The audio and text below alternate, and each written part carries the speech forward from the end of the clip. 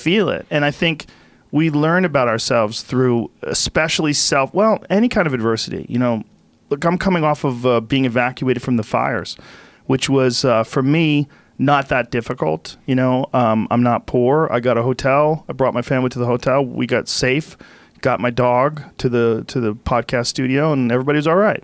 You know, but for those firefighters, I mean, 12-hour shifts battling the blaze for people who lost their homes. Some of them tried to save it. There was a story about a guy in Malibu that climbed on top of his roof with a hose and tried to fight off the fire, and he got severe burns, and he's in the hospital. And I mean, it's raining ash and these chunks of fucking fire on people, these embers. They're falling from the sky, and this guy's trying to save his house. I mean, that guy literally went through the fires. He'll be a different person after this. No question. We've been in something of a reality drought. The number of people who have very little relationship to reality. I mean, you know, I used to live in Cambridge, Massachusetts, and you'd come in from Boston, and there would be the sign that said "fresh killed chicken." It's like no bones about it, man. Fresh killed chicken. But like chicken McNuggets, nobody quite knows what part of the chicken is a McNugget, right? It's just some abstraction that comes to you. And so I think we've gotten very divorced. There are all of these layers of indirection between us and the world. And when a fire happens, it's so overwhelming. We were just choking on the SF smoke in the Bay Area.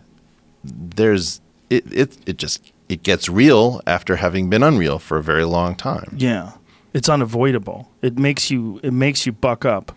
Like, you got to get out of there. Like, we got evacuated Thursday at 2:30 in the morning. We were looking up. We were like, we got to get the fuck out of here. Like, I don't give a shit what you leave behind. Just go. Keep your body and go. Everything else, it's either replaceable or you don't really need it that much anyway. Just fucking get out of there. And when you see that fire raging over those hills and helicopters are dropping water on it and then another house explodes because the gas line gets hit, it's just I saw that. You see that, you go, oh, there's not enough people in the world to save you.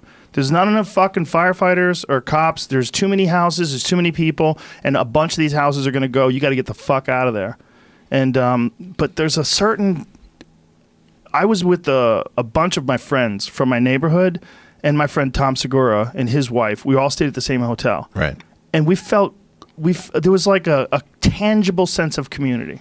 Well, this is I love this point. Let's imagine you go for a wedding and they house you with your third cousins, people you barely know. If you're lucky enough that the sewage system breaks and like stuff is leaking out of the ceiling and you guys all have to do heroic, crazy stuff to save the house, you're going to be closer to your third cousin than you are, to your uncle. Right. And this is this very strange feature of the world that kind of a random arrival of diversity is very often what bonds you to some particular human being. And if you avoid adversity in groups your whole life, you probably don't realize that you're never fully activated as a human being. Or particularly, if men, I think, don't form groups that in some sense fight or battle or contest together. So there's this very weird fact that apparently humans are the only species that organize contests in teams. This is an intrinsic feature of being human. Contests. Yeah. Do other animals have any contests? Well, just if they spar. Like chimps, will have these incredible raiding parties. Very methodical, and they'll attack somebody else. But I don't think that they practice it. It's like, okay, you're red team chimp and you're blue team chimp.